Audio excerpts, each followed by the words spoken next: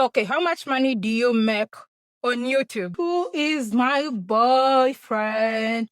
Who is my boyfriend? Who is the most difficult person you have collaborated with? What's one misconception that people have about you? And she was saying that African Tigress confesses or something she's a lesbian. I told you some of your questions are trying to sell me up. Some of you are asking me questions that you are trying to sell me up. I know y'all love some tea, and African Tigress is serving today. So I told you I'm going to answer questions. I asked you to ask me questions across different social media platforms. So before we even proceed, please follow my pages. On Facebook, I have 2 pages, African Tigress Official and African Tigress. Some questions were posted there. My Instagram, African Tigress Official, and my TikTok, African Tigress Official.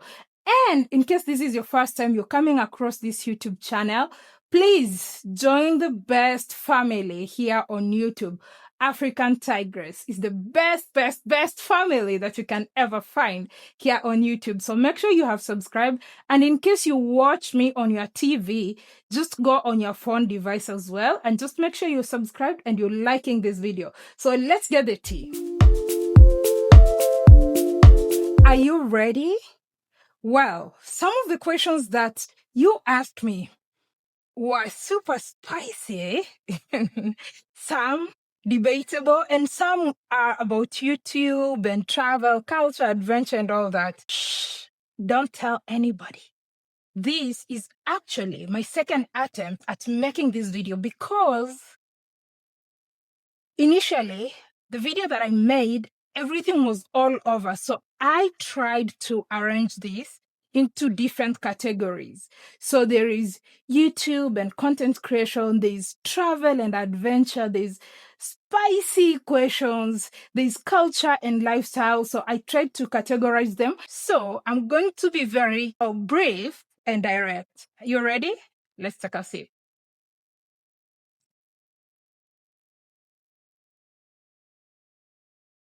So I'm going to start with questions about YouTube and content creation. Some of these questions I've answered them before, but I'll be going over them through very fast. But please smash that like button as we are starting.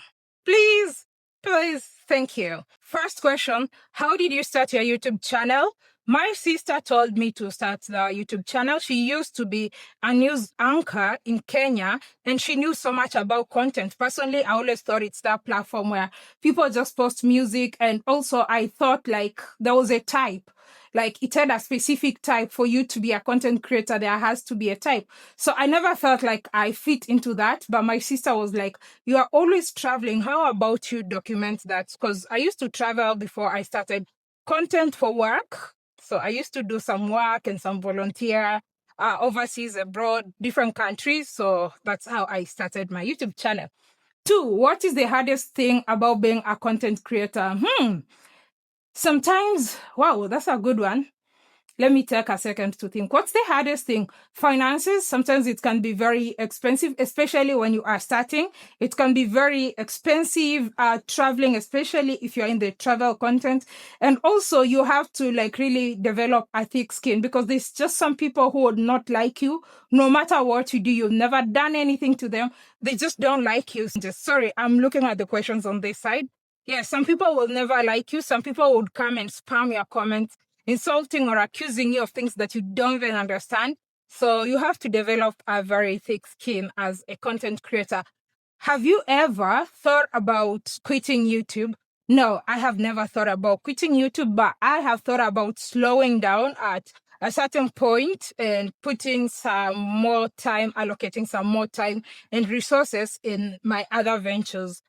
How do you deal with negative comments or criticism? It depends. If I have time and I'm chilling, lazing around on a chill day, I'll have time to engage back and forth. I actually find it quite interesting because I think people sometimes assume that when they are trolling or saying some mean things, those things like would get into me, and maybe I'm there sitting sad, angry, and all that. Actually, I enjoy. Okay, I love debating. So that going back and forth, sometimes I do that. I won't lie. You've probably seen it on my comments. Sometimes I clap back. Sometimes I just ignore if I don't really have the time. If I'm so busy and out and about taking care of my business, I would probably ignore that. So it depends. Personally, they don't affect me. So how do you choose your video topics? Because I'm a travel content creator, most of the time I just go with the flow and share my experiences, raw, unfiltered. Yeah. So there's some few topics that I arrange, or also if I have a partnership that I'm working with or a brand that I'm working with, I have to plan on how I'm going to film that video. What advice do you give to someone who wants to start traveling and filming? Just start. When I started this channel, I didn't have the gadgets. I didn't have anything. I actually started on an Oppo phone, not Apple. Oppo. I don't know how many of you are familiar with Oppo. It's a Chinese phone. Yeah, that's the phone I started my first videos. I put a lot of them in private because I feel like when I started, I was trying to sound like my sister, because for her, she is media trained. She used to be a news anchor. There's a specific way they talk. So I feel like when I started, I was trying to sound a specific way. And now later on, when I watch those videos, I cringe. So I put them on private and enjoy being me. How much money do you make, or do you make more money from YouTube or sponsorships? To be honest, it depends. On a month that you don't have a sponsorship, so it simply means you'll make more money on YouTube than sponsorship. On a month that you have sponsorship, chances are you might end up making more money on sponsorship, depending on the agreement and the partnership that you'll get to the brand that you are collaborating with. How much money do you make on YouTube? That's an interesting question. I think I will do a video specifically about that. Maybe. I don't know. Sometime. Do creators fake content just to go viral? I think so. A lot of creators do that. I mean, you've all seen it on the internet. Some creators just would fake content for clicks and all that. They would stage. You've seen it. No, like you've seen it. You've probably seen it. There's people who stage and then later on get exposed and things like that. Do YouTubers really show the truth about the countries they visit? I can't speak for everybody. Personally, I always share my experience, the good, the bad, the ugly, and everything in between. I can't speak for everybody because I'm very sure you've seen creators who go to countries, and when they go to those countries, they just focus on one narrative. So I don't do that, but I'm very sure there's people who go and just show one side. I mean, if someone just shows one side, it's still the truth, but it's not like a balanced narrative. Even if they show just one side, they're ugly. I mean, if it was ugly, not staged and all that, so it's still the truth about the country. Some people would probably try to stage things. I wouldn't know about that. Have you ever regretted uploading a video? No, I'm one person who believes in accountability, and everything that I do, I always believe like I will stand by it, I will defend it. So I cannot regret. Once a video has gone up, because I edit my video, if there's parts or whatever I don't want to be in a video, I would make sure that I've gotten them out before I upload. So I have no video that I've ever regretted making. Do you think clickbait is necessary to grow on YouTube? If you clickbait, you'll have to live up to the expectations. But I wouldn't call it like clickbait. I mean, if you look at creators, for instance, like Mr. Beast, who is one of the biggest creators, sometimes the thumbnails that he uses are exaggerated, but the video is exciting. So it depends on how you do it. You can't say, let me say, this is a tree. You're telling people you want to show them a tree, and instead of showing them a tree, you show them a house. Unless it's a tree house or something. So, yeah. So this one asks, which YouTuber inspires you the most and which one doesn't? Chances are the one who doesn't, I probably don't watch them. So why would I watch someone who doesn't inspire me? So I don't have an answer to who doesn't, because chances are I'm not watching them. And who inspires you the most? I have a couple of YouTubers that I really love. Top of my head, I love Itchy Boots. I love Itchy Boots. I just love, she's badass. I find her to be very badass and very adventurous. So I wasn't working out. I'm moving my hands. This thing is detecting as if I'm working out. Yeah, so I love Itchy Boots. I love Itchy Boots. Do you feel pressure to only show positive sides when traveling? To be honest, sometimes people have that expectations, and when you truly share your reality and everything as it is, some people get offended.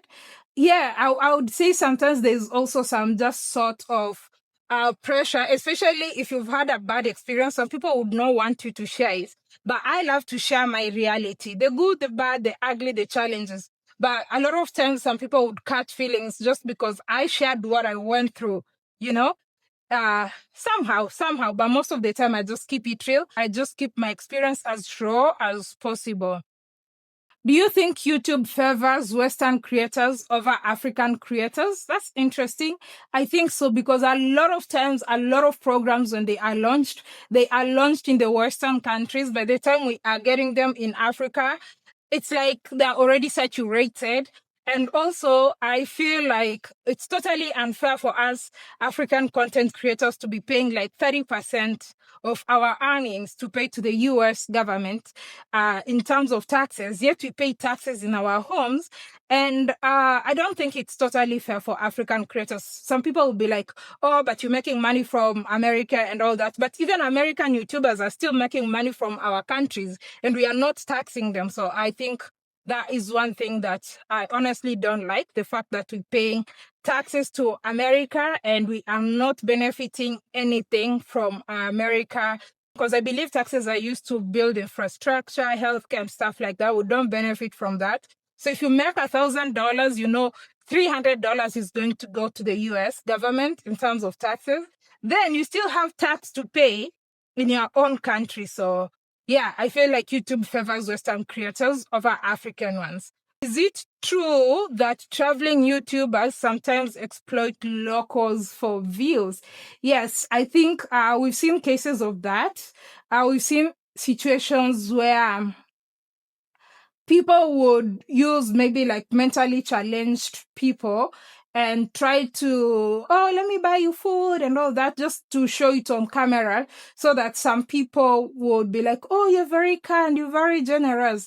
Personally, I always believe, like, if you are giving, give in private.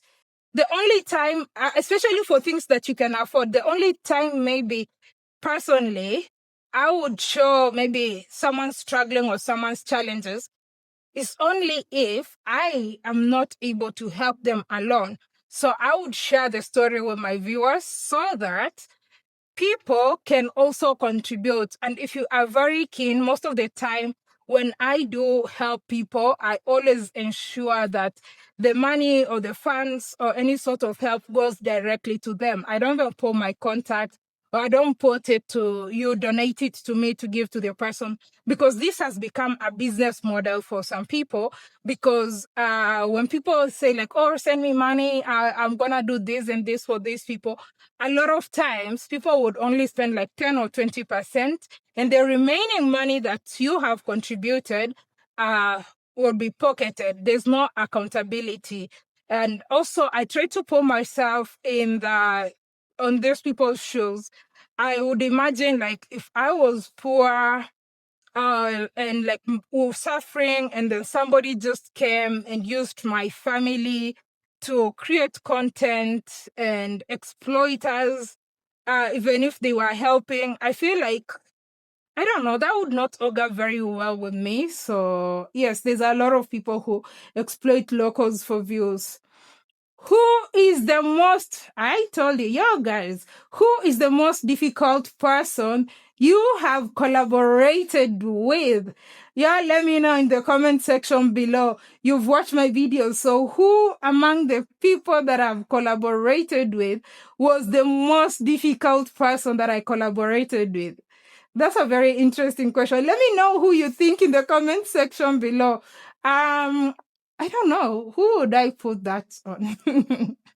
Yeah, let me know in the comment section below. Let me know who do you think is the most difficult person that I have collaborated with. I'm going to some debatable questions. Someone said, do you believe Africans should stop trying to move abroad and focus on building Africa? For me, that's a very debatable question. It highly depends. I mean, we've seen cases where some people are qualified engineers. They've gone to universities, spent lots of money, paid school fees, are very excited to face the outside world and get a job. And then 5, 6, 7, 10 years down the line, they don't have a decent job. So what would make me tell this person to forego an opportunity they find abroad?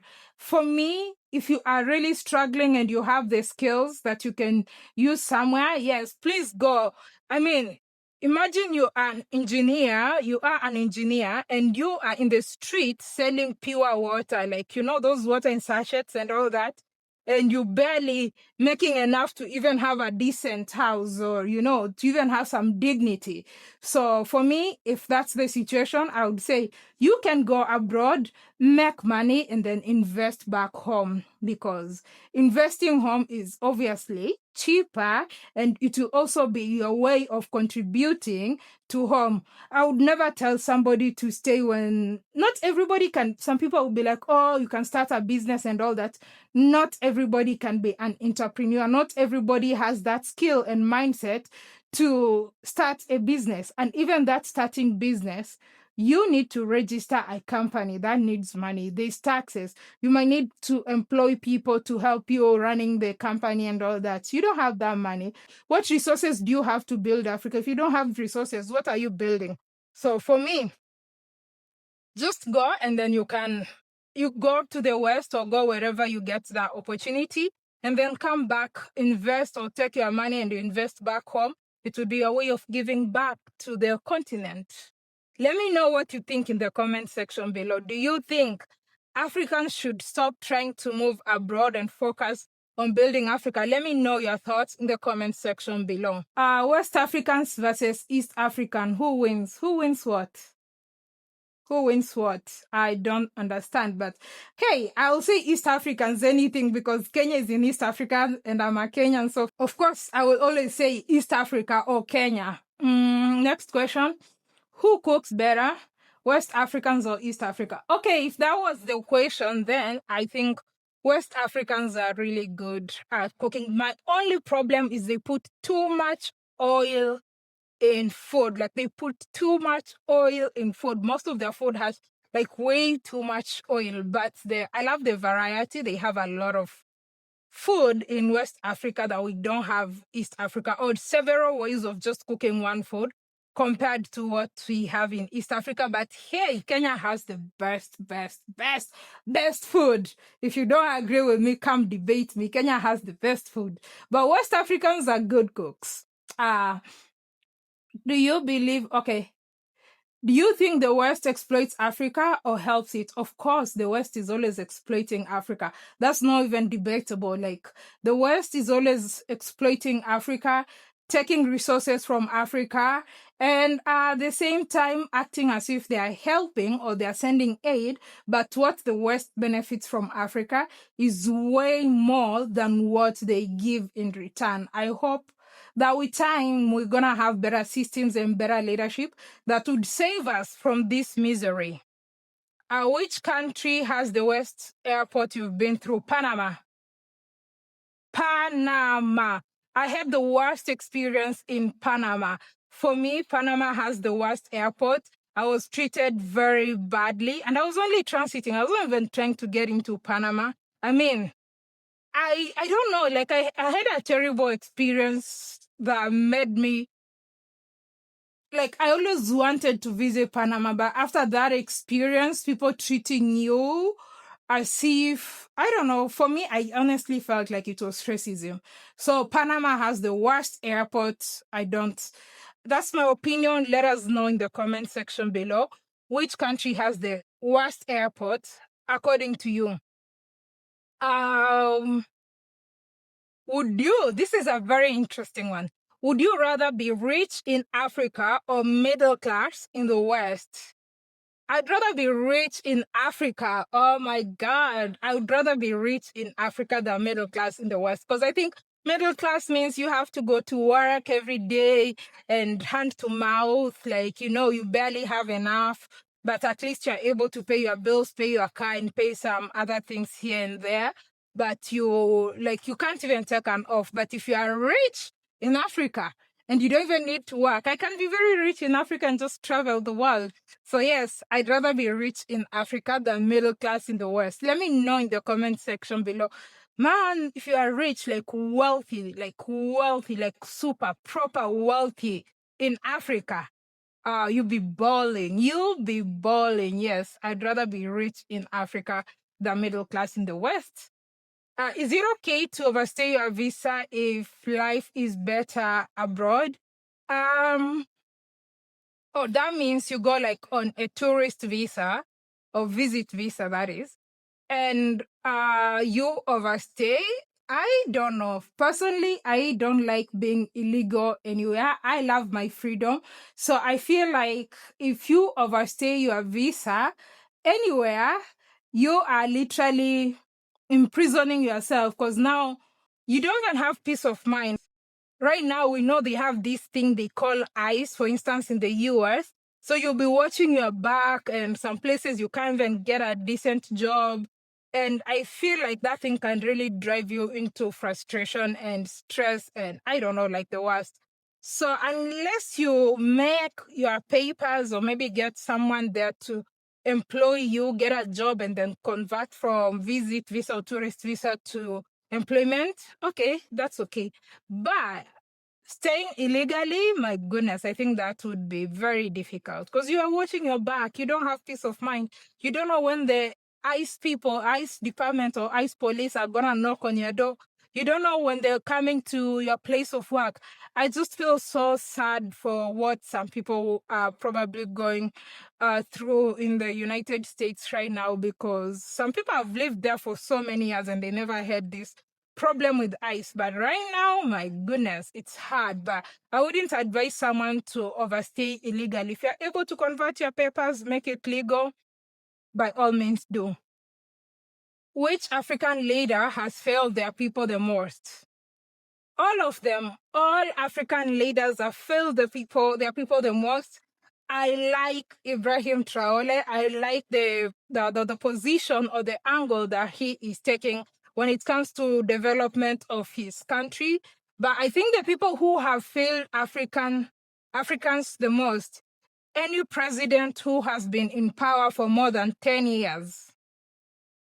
Any president in Africa who has been in power for more than 10 years, that one has failed people the most, because over 10 years, there's nothing you did, because most times I think it's like 5 years, or 4 years in some countries. Any president who has done more than 2 terms, that one has failed Africans the most, starting from our neighbors in East Africa. You know yourselves.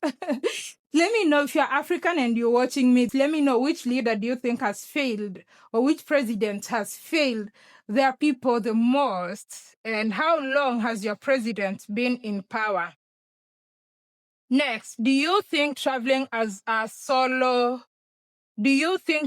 solo as a woman is safe? Personally, I've never had any problem. I actually enjoy traveling solo because it opens up opportunities for me to meet new people, connect, collaborate, meet people who eventually end up being just more than friends, and they end up being more like family.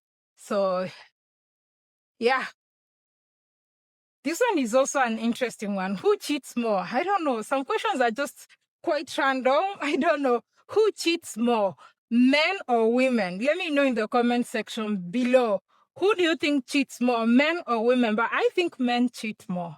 I don't know. I feel like men cheat more than women. But let me know what you think in the comment section below and why. Statistically, I think men cheat more than women. But again, if these men are cheating, who are they cheating with? They're cheating with women. So chances are both are cheating, but maybe some women don't know that these men are actually cheating. Okay, that's just thoughts that are running through my mind, but let me know in the comment section below. Who do you think cheats more? Is it the men or women? The next questions, these ones, I would call them categories. Like I told you, I tried to categorize these questions into different, categories. These ones are like personal and fun. I don't know if I should do those ones. No, let me do the culture, the ones with culture first, and then I'll do the personal and fun last.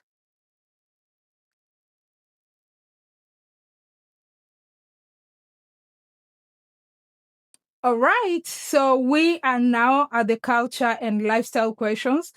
What's the biggest cultural shock you've experienced? Not really cultural shock, but I can say there's ways that different people in different countries do things.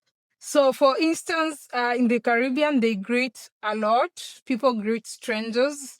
And where I come from, we really don't do that as much, especially in the city, like, oh, good day, good night. We don't talk to people, like, especially in the city. Maybe in the villages, you'll talk, and chances are these are people that you know. And also in the coast of Kenya, people do a lot of greeting. But here in Nairobi, I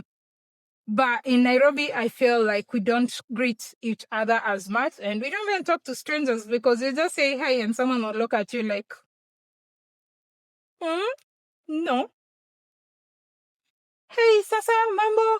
Unless you have a question, but just greeting somebody like good day, good night as you're walking. Good night. Good night. You meet random people and you say good night. Nah, I've never seen that. Which country has the best food? Kenya. Of the countries that I have traveled to, I must say Haiti or Haitian food is really different, and I love Haitian food. And I think I really enjoyed Haitian food.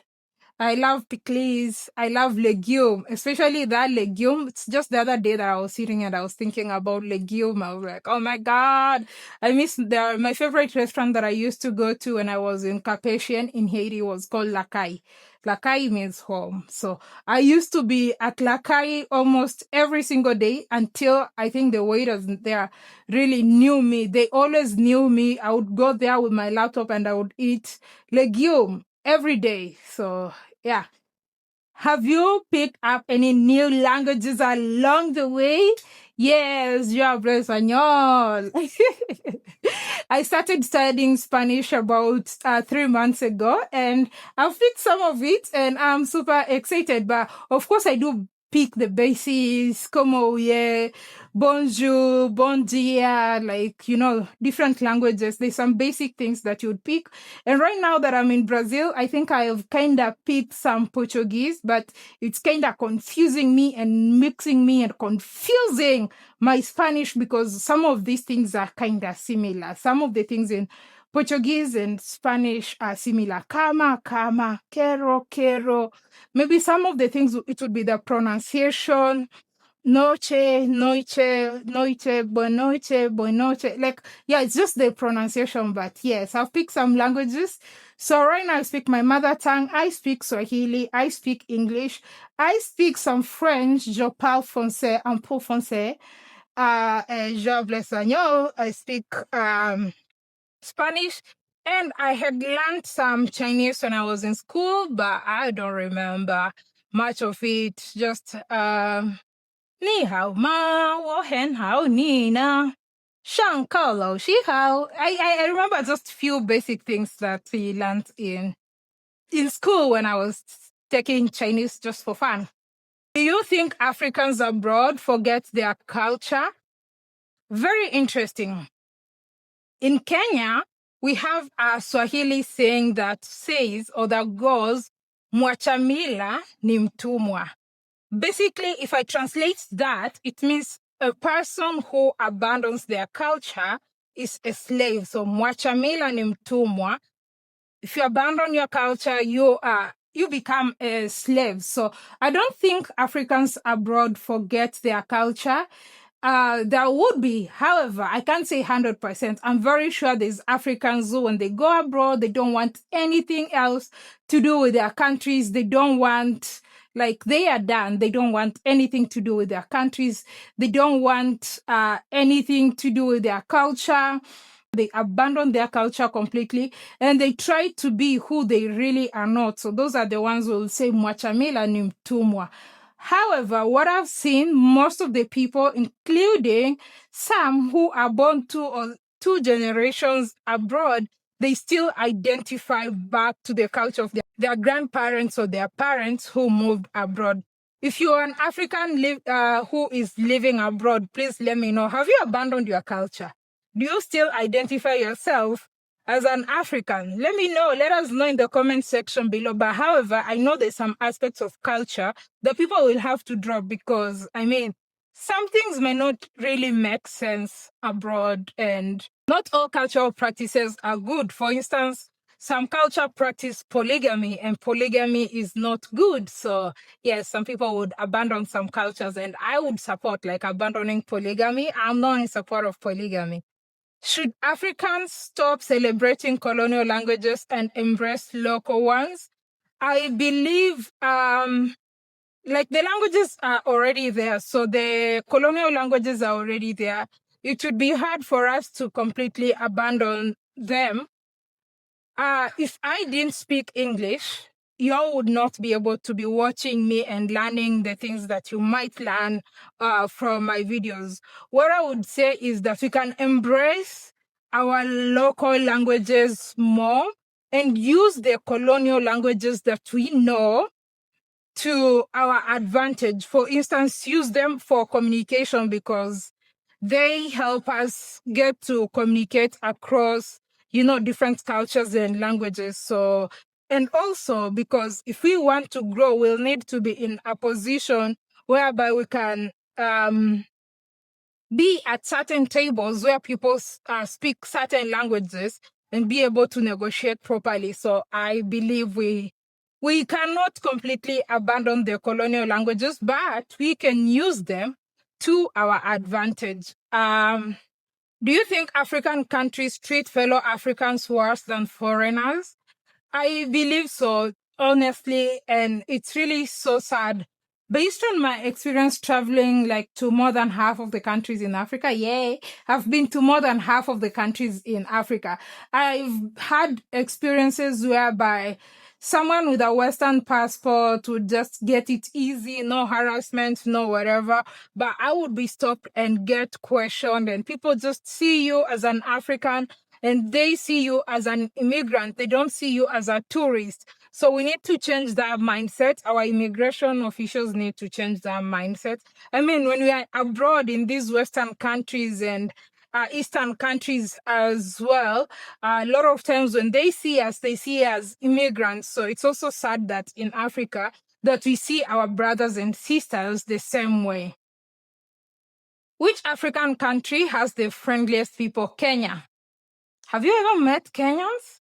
How was it? Kenya has the friendliest people ever. Kenya has the friendliest people ever. If you've never met Kenyans, try meeting Kenyans. You'll learn that Kenyans are the friendliest people until you cross their line. Then they're gonna come at you real bad.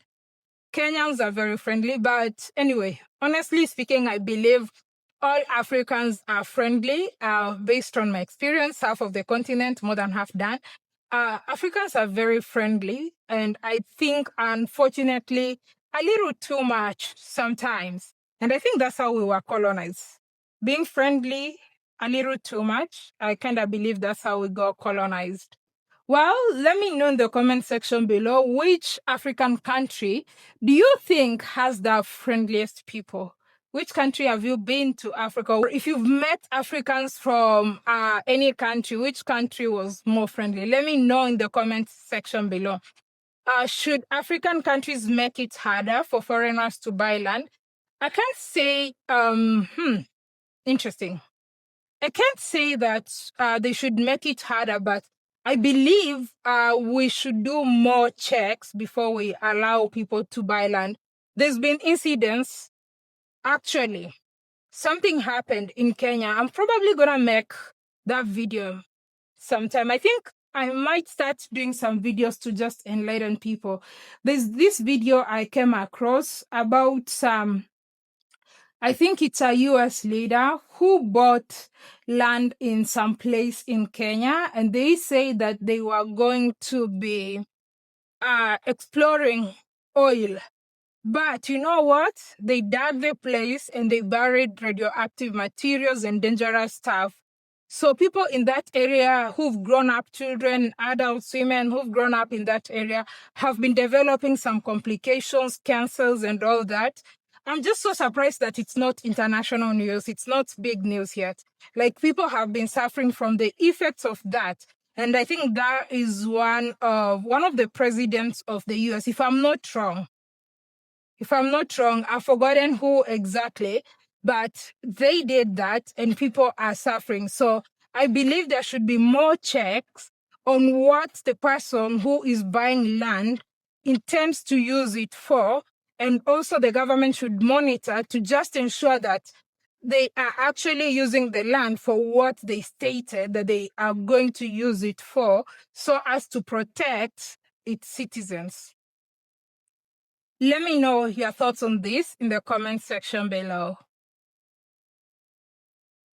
Do you think Africa is portrayed unfairly in the media? Of course, yes.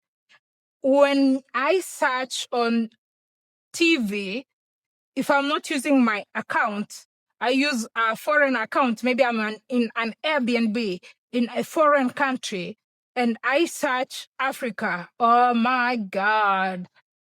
The results, what you'll get to see, you'll think Africa is this place that is stuck in the Stone Age period. That is what we get to see. And also, like, as I'm traveling right now, I've been showing a lot of people in these countries, my videos and different videos across Africa, showing them how beautiful it is. And people get surprised. They're like, oh no, oh my God, you guys have beautiful beaches. Oh my God, that's such a beautiful beach. Oh, wow, that's your city? Oh, that's your house? Oh my God, your house is big. Your house is beautiful. Oh my God, your house is even better than ours here.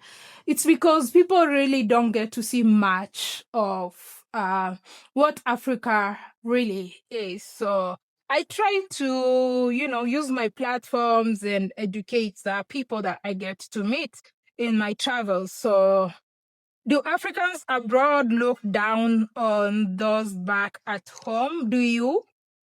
Hmm? Hmm? If you are abroad, do you look down on us who are back at home? Let me know in the comment section below. I don't think so. I don't know. But if you are in Africa, let me know. Do you feel like the Africans who are abroad look down on you? And if you're abroad, do you think you are better than the Africans who are in Africa? Let us know in the comment section below. Whew. Oh my God, these questions are many. So we're going to the next category. This is the second last category. And then the last one is the one that would be personal and fun. So this category, I'm going to call it travel and adventure. So the first question, are you still traveling? Chuck, that's my friend that I met in Hong Kong. Hi, Chuck. Yes, I'm still traveling. I'm in Brazil right now. I'm kind of stuck, but yes, I'm still traveling. Once I'm cleared to travel, I'll definitely continue traveling. Next question. Okay, I'm really inspired by you. How can I do to explore the world like you, East Candy Love? Well, personally, I'm a content creator, so I do earn by creating content. So really that helps me to be able to travel. Some people are like software engineers. Some people are able to work remotely. So I'm not so sure what your job is and the possibility of being able to work remotely based on your career. If you're able to work remotely, that would be helpful. My other ventures, I'm able to run them remotely. So that really helps me to travel. And whenever I need or I'm needed or I need to attend to something in Kenya, of course, I always have to go back anytime that I'm needed in Kenya. Where are you now? I'm in Brazil. How many countries have you visited so far? Honestly, I stopped counting, but 70 something. This question is in French. SKAT. SKT pour vous l'Afrique dans la Caraïbe. SKT pour vous l'Afrique dans la Caraïbe. Is Haiti to you Africa in the Caribbean?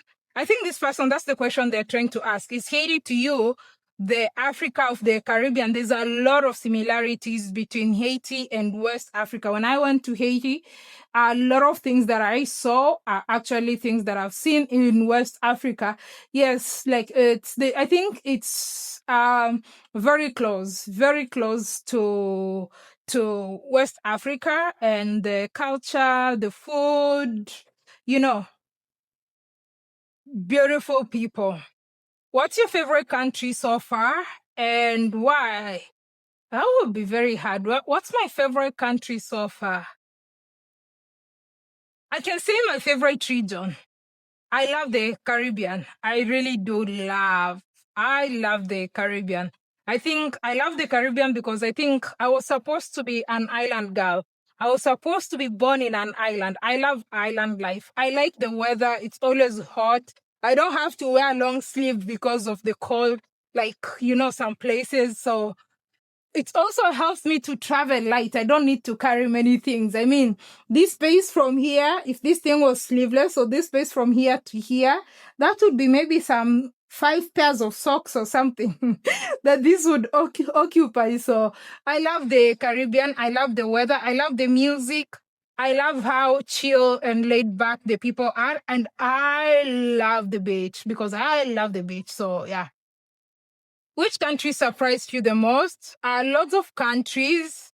Let me just, top of my head, so many countries. Every country, there's something that surprised me about it. So top of my head, Zimbabwe really exceeded my expectation. Guinea-Bissau really exceeded my expectations. Lesotho, Lesotho was really different. I'd never, just imagine being in Africa and this place experiences like really nice snow. I hate the cold, but if I wanted to experience snow, it was good that I got to experience it in Africa and share it with the world to show that Africa is not just hot and desert as most people in the Western and other parts, based on my travels and the people I interact with, assume. So it also snows. I even showed a lot of people here in Brazil my videos and how it's snowing in Africa, and lots of people were surprised. My God, we didn't know that it snows in Africa. I was like, yeah, it does snow in Africa. So which other country? Honestly, so many countries. For various reasons. The Bahamas as well. The Bahamas was surprising to me because I always assumed that it was predominantly white because of the movies. But then when I went to the Bahamas, I was so surprised that 85% of the population in the Bahamas is actually Black, African descendants. So that was quite surprising to me. And Trinidad surprised me because I always assumed I'd met some Trinis before while I was still in school. There's some who came for an exchange program. And I always assumed that Trinidad and Tobago was also predominantly Black because those are the ones that I met. But then I was surprised that there's almost I'm not so sure. I think there's a very huge population of Indians as well. So that was also surprising to me because the only Trinis that I'd met, and they never told me anything. So I always thought it was one of those Caribbean islands, only with majority Black people. Next question. Which country disappointed you the most, I would say Panama. I've already explained my experience in Panama before. So I would say Panama disappointed me the most. This one says, I like your background music. I think most people watch later on just to copy you. I think you should keep discovering more tunes. I don't have a question, but a selfish opinion, okay? Most YouTubers I have been watching since 2015 are turning their channels into more of sub-stories channels. While fans would love to get involved and support, please maintain the original spirit of the channel. All right. Thank you so much for the compliment. Yes, we set the pace, yeah? Trendsetters or pace setters, yeah? About people exploiting people and turning to sub channels into sub stories, I wouldn't want this to be a sub stories platform. Like, even when I was at my lowest, when I was sick, I never shared it until I got better and I'm able to do things. I'm able to be back on my feet and do most of the things that I need to do. That's when I decided to come. I didn't want to come here crying on the camera like, oh my God, I'm in pain. Or, I don't like that. And also, in the world, sometimes people work in places, maybe their places of work are very stressful. Their bosses could be so annoying. They've had a very stressful day. So when they come back at home, I don't want to add into that. I want it to be a place whereby when someone gets back at home, they can learn something new, they can have fun, they can laugh, they can dance with me, like a place to decompress. I feel like if you consume a lot of sad stories and bad things, I mean, there's a lot of bad things. It's not like we are ignoring the bad things and the struggles that people are going through in life. But I feel like if that's the only thing you consume that. Over time, it starts working on your mind. I mean, there's some channels I used to watch and I loved. And then when I noticed, like I'm watching, it's one sad video after another sad video. It's really sad that things are happening to people. We can highlight them. But also when I got to a point where I just felt like life is not worth it, life is miserable, like what's the point of life with all this suffering? So yeah, if you consume such kind of content, I think it's important that you try to find balance, because it can really make you feel like this life is not worth it. What's the most beautiful place you've ever seen? To be honest, for every country that I have visited,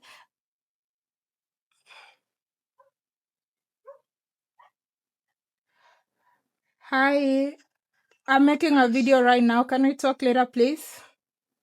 You're what now? I'm making a video. Oh, okay. I'm sorry. It's all right. I'll call you. Okay.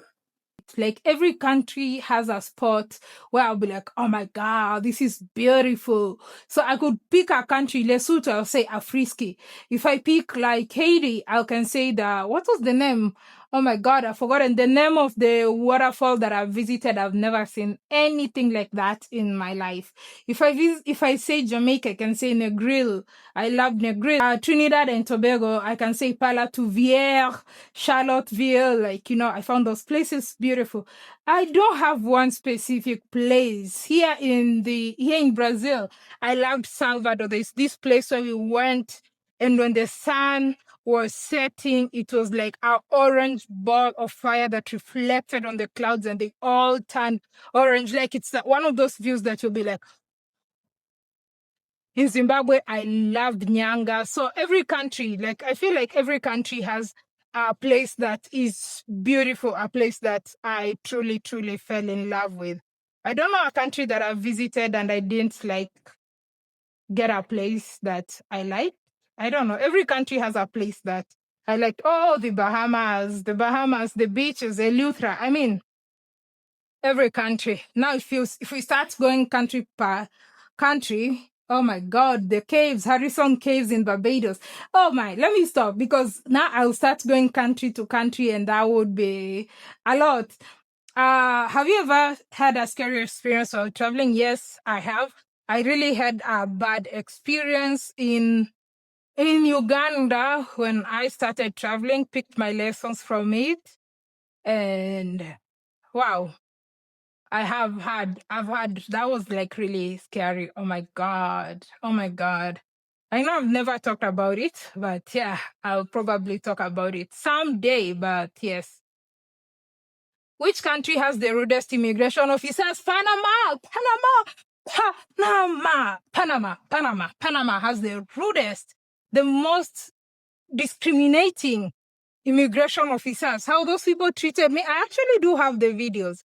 Maybe that was over 1 year ago, but I do have the footages. Maybe at some point I might decide to share how I make that video, combine them and create a video to show you how bad I was treated in Panama. What's the most underrated African country in your opinion? A lot of countries actually in Africa are underrated. Zimbabwe, Lesotho, Guinea-Bissau. I feel like those countries and more. I feel like a lot, but on top of my head, I would say those countries because I think they have the most misconceptions.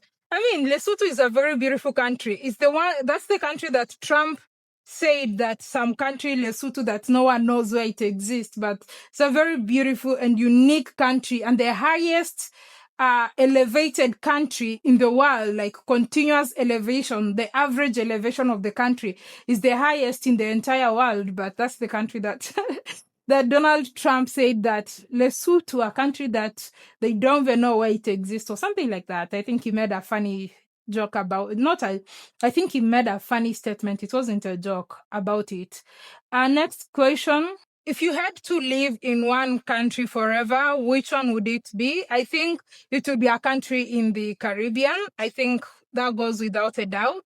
So far, if I was to live in one country forever, it would be a country in the Caribbean. Do you prefer traveling solo or with friends? I think mostly solo. With friends, it really depends. If it's with someone that we get along very well, like Hannah, oh my God, it was a nice experience that we spent together we spent almost 4 months, 3 to 4 months together, and no single argument, not even one day. Like, I like how free it was. If I don't feel like going out, she would go out and explore on her own. Like, it's as if we are traveling together, but we are independent. Some activities we do together, some activities everyone is free. So I actually did enjoy that. And I miss you. Hannah, if you're watching this, I miss you. Next question. Which country do you think is overrated for tourism? I don't think there's any country in the world that I would say is overrated for tourism. But I would say a continent. I feel like a lot of times in Europe, once you visit one country, it's as if you have seen the other countries. They always have an old town, an old church, and they have canals, and you take a boat. I always feel, personally, I think Europe as a continent, once you visit 2-3 countries, it's as if you've done the rest of Europe. They're just all the same. This one. Which country has the worst airport you've been through? Panama, without doubt. Kenya versus Nigeria. Okay, so why did you pick Nigerians? Kenya versus Nigerians. Who parties harder? I would say Kenyans, but I don't know. Let me know in the comment section who parties harder. Is it Kenyans or Nigerians? I don't party, so I don't go out, so I'm not much into nightlife. I only go to nightlife if I'm going to create content or something like that. But just to go party, drink, get drunk, go home, no, I don't do that. So I wouldn't know. But I think Kenyans party harder based on the review or the feedback I have heard about Kenyans.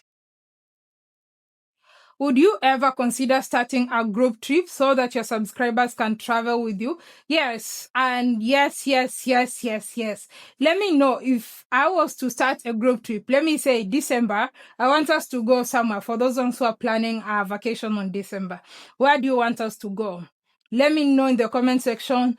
below, where would you want to travel with the African Tigress to? Actually, if you already have a group and you want African Tigress to take you somewhere, hit me up.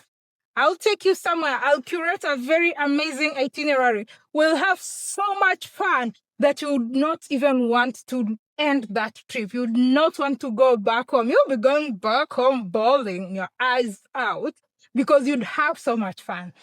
Are you planning on visiting the Caribbean next year? And would you be back to Haiti? Actually, before next year. Before next year. Yeah, before next year. Do you feel safe in Brazil? Yes, I'm very safe in Brazil. The thing is, I feel like Brazil is also one of the countries that surprised me because I was like, I'm gonna just spend two weeks here and live. That was when I came the first time in May, and I ended up staying for almost 2 months because I realized it's a very big country and it's actually very diverse. And I feel like maybe they do poor marketing because most of the stories that dominate out there from Brazil are stories about crime, gangs, and all that. But in real sense, there's actually a lot more to Brazil. Literally, it could be freezing, snowing in the south, and the north is like the Caribbean. It's so warm, beach, and all that. There's the Amazon. Oh, I love the food. They have variety of food. Some of the foods and some of the fruits are only found here in this country or in the Amazon region. So yes, Brazil is safe and I feel safe. Ooh, we need to stretch because, oh my God, do you know I could do this actually? Oh, I've been standing for so long. These questions are so many, so let's stretch. Oh, did you hear that? I could do this. Very flexible. Okay, so let's continue. I just needed to stretch a little bit. And actually, by default, when I'm stretching, when I used to stretch as a kid, I used to do that. Like, I would be in this position, and then people would be like, oh my God, how do you do that? I always assumed everybody does that, but then I came to realize not everybody can do this. All right, so we are going to the last category now. Personal and fun. So we're gonna be having fun. These are like really personal questions, and some of you, some of the questions that you are asking are not good. But let's get started. Do you think money? Okay, this is not really personal, but yeah. Do you think money or passion matters more in life? I think both. Imagine having passion and you're not able to make money, or having money and you're not enjoying what you like. So I think, okay, I'll go with passion. Why? Because if you are passionate and you're smart enough, you can convert your passion and start making money from it. So I think passion is more important. But if you're not able to convert that, then just have money, but then you have to find a way to enjoy, because if you're just making money and you're not enjoying what you're doing, you're going to get burnout. Do you think money can buy happiness? No, but it can buy things that lack of money cannot buy. Money cannot buy happiness, but money is good. Money is good. Who doesn't like money? Money is good. Money can save you. Money can save you from situations. Like, imagine if you're sick. In some countries, for instance, you're sick and you're not getting medical attention unless you pay. So if you don't have money, would that make you happy? So I think money can buy some things. Money can buy some things. Money is good. Money is good. I mean, if you've never lacked money, then you just wouldn't think that money can buy you. I don't know if I can call it happiness, but money can buy you comfort. Yeah, money can buy you comfort. Why do they call you African Tigress? It started when in primary school, where I schooled. The method of instruction was not the teacher standing in front and instructing us or teaching us. Rather, we were being given questions to study in groups and present to the rest of the class. And the teacher used to be like a moderator, kind of to moderate and correct any mistakes that we are making. Our group was called Tigers. And whenever you are presenting, you have to hype yourself. You'll be like, we are the Tigers, we the only of the tigers that you'd ever find in Africa. So there was 2 ladies in my group, me, of course, and Grace, and we used to call ourselves the African Tigresses. I think there were like 4 boys, Paul, Eugene, forgotten the other 2. They used to call themselves the Tigers, and we were the Tigresses, so African Tigress.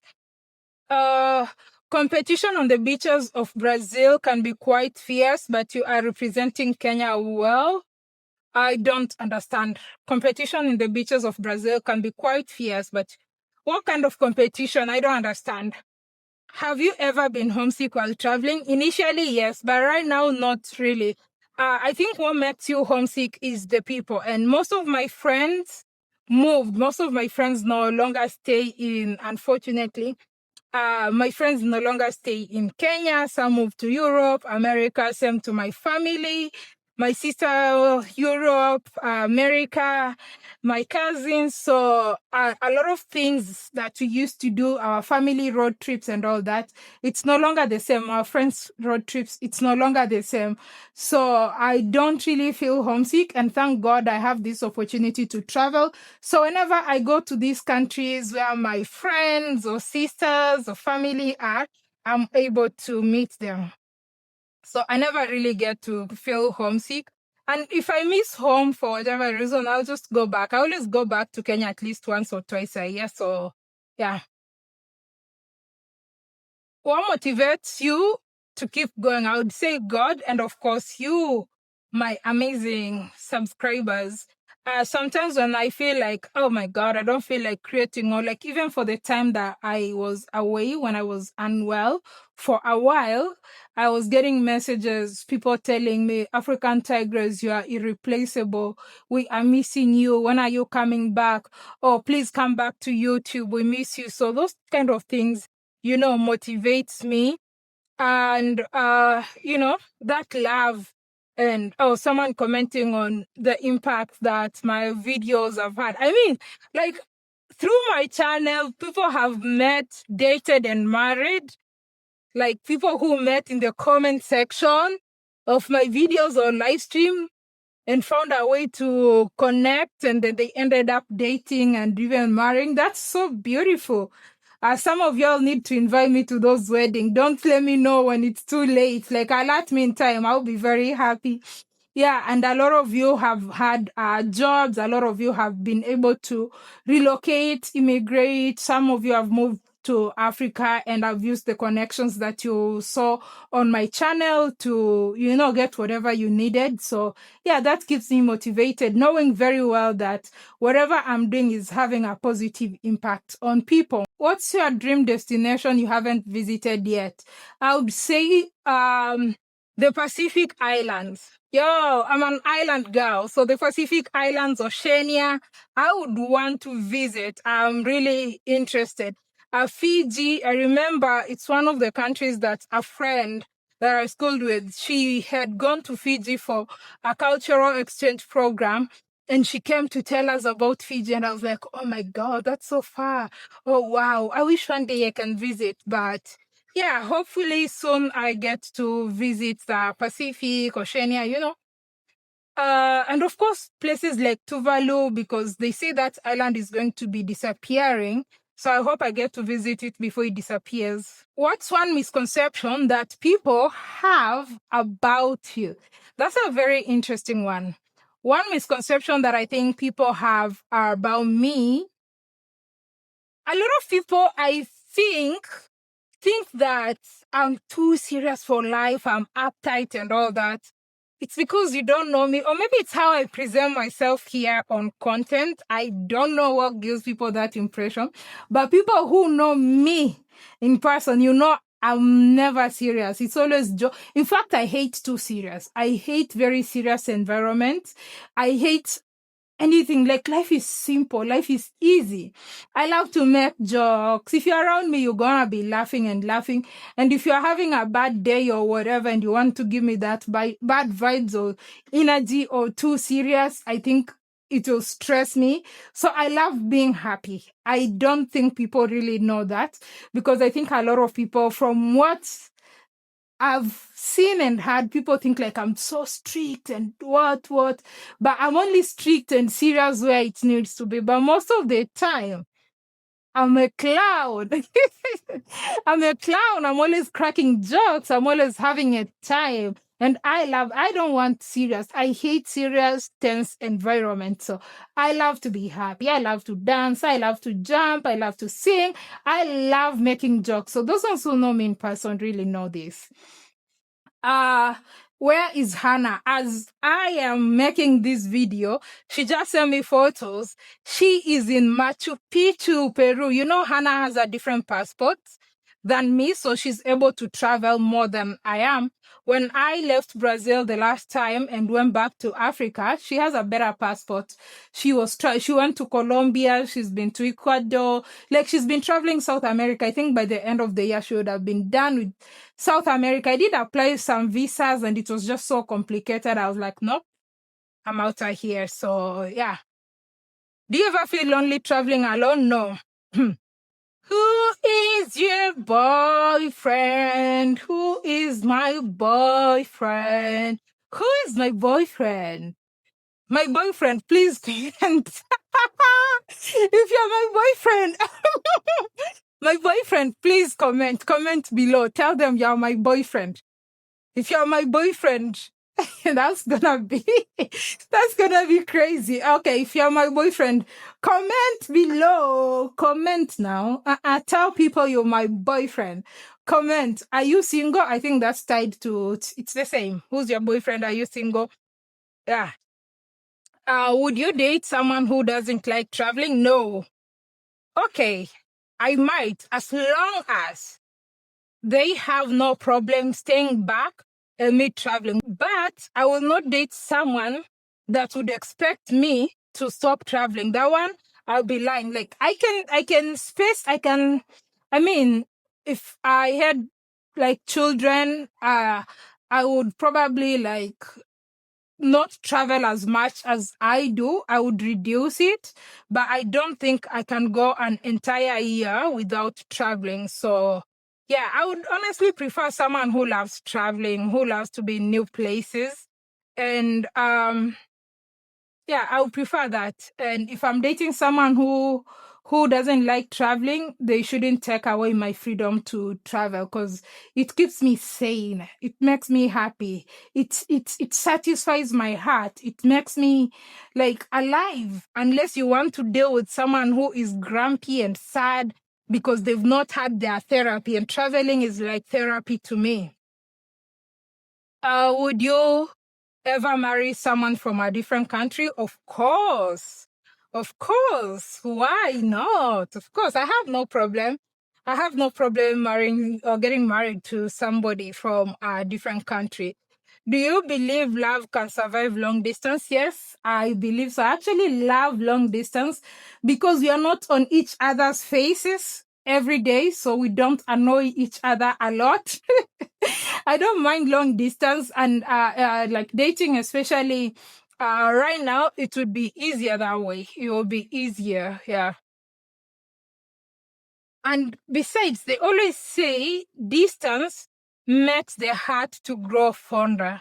So long distance is good because it makes the heart to grow fonder. So when you meet, you actually like really, have a great time. Praying for you, whatever happened. Okay. Praying for you, whatever happened to the American guy that was in your videos a couple of years ago. I've had a couple of American guys featured in my videos. I don't know which one specific, but I believe I've had a couple of American guys on my videos. I don't know which one. I've had interviews with so many American guys. I've traveled with some American guys, especially when I was in Kenya. I did have like a lot of African Americans when they were visiting Kenya. We would meet, we would create content. So I'm not very sure which specific American guy you are referring to. Do you believe in love at first sight? No. I don't believe in love at first sight. I don't believe, like, you might look at someone and you'll be like, oh my God, that's a very handsome guy. but then their character really doesn't match that. So yeah, I don't believe in love at first sight. I believe in character and personality. Just looks enough. Looks are not enough. Looks are nice. I mean, seeing a fine guy, like handsome and all that, well put, that's really nice. You can fall in love with that. But I think it goes deeper beyond that. What's the most unpopular opinion about relationships? I think every relationship is different. I don't like the mindset that people have, like, oh, you are a woman, women should, men should. I really hate that. I want, when I'm with somebody, I want them to treat me as me. I don't want someone to start saying, oh, women this, you women, you do this. I hate that. Like, learn me. Don't do things thinking that I would like them or not like them just because some other women that you dealt with didn't like them or like them. Listen to me and learn me and get to know what works for me, what I like, what I don't like. There's something maybe some women like a lot and I don't like it at all. So I would hate someone to try to force me to like things or get to do things because they assume it's a woman thing.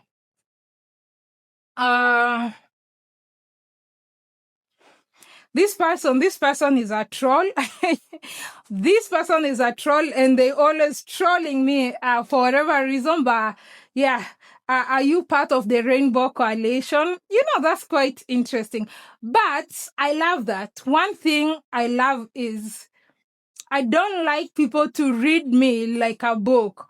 So it's so easy to fly under the radar, or it's so easy to even have my partner in my videos and people would not even know because you've made certain assumptions. If you ever expect me to come and start doing lovey-dovey, showing you, oh, this man, I'm dating this man and all that, so as to justify myself, you wait forever. I actually think at a certain point I saw some fool make a video and she was saying that African Tigress confesses or something she's a lesbian.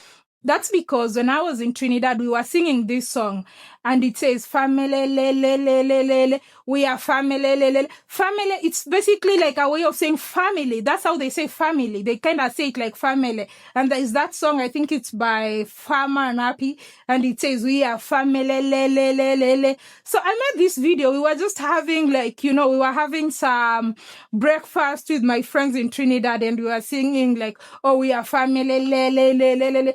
And then someone said African Tigress says she's a lesbian. Honestly, like sometimes the IQ level of some people, I can't even say it's low. It just doesn't exist because I'll not justify myself anything, but I just know there's a bunch of fools on the internet that would want to say things. But I love the fact that nobody can, like, you can't read me, like you don't know about me, and you're waiting for that drama, you're waiting for me to come and show you a man. I love that. I'm not going to give you that satisfaction. So it's okay. Assume whatever you assume. That's good. I really don't care about what nincompoops think about me at all. I also don't understand how any human being would be obsessed with people's sexuality. I think if you are obsessed with people's sexuality, you seriously need a brain check. There's just something mentally wrong with you. Okay, do you think men and women can truly be just friends? I think so. I think it's possible for men and women to just be friends. I don't know. Let me know what you think in the comment section below. I think men and women can just be friends. Not everything, not every friendship of the opposite gender has to be more than just friends. If it's more than friends, then they just become like family. I have like men who are like really friends and they're just like family, like close, very helpful, very supportive, and they're just like family. And I don't see them in any other way, and I don't think they see me in any other way other than just friends and family. Last question, finally. Oh my God. Oof. If there's a question that I've not answered, I compiled them. I've not checked any latest update to the questions. But if there's any question that I've not answered, please leave it in the comment section below. But is marriage overrated? Not. Okay, is marriage overrated? In my opinion, I don't think marriage is overrated. But I don't think that marriage is an achievement. I think this one was also tied. There's, I think, a question. I don't know if I've skipped. Someone was saying if women should get married by a certain age. I don't support that because that's how people end up in abusive marriages. You get married because you've been pressurized that, oh my God, you are 25 and over. If you're over 25, oh, you must be married. You must do this. And then you end up in the wrong hands and then live miserable. Or so we've seen cases where people would just unalive their partners. So I don't think marriage is overrated, but I also don't think it's an achievement. It's a beautiful thing. It's a beautiful thing.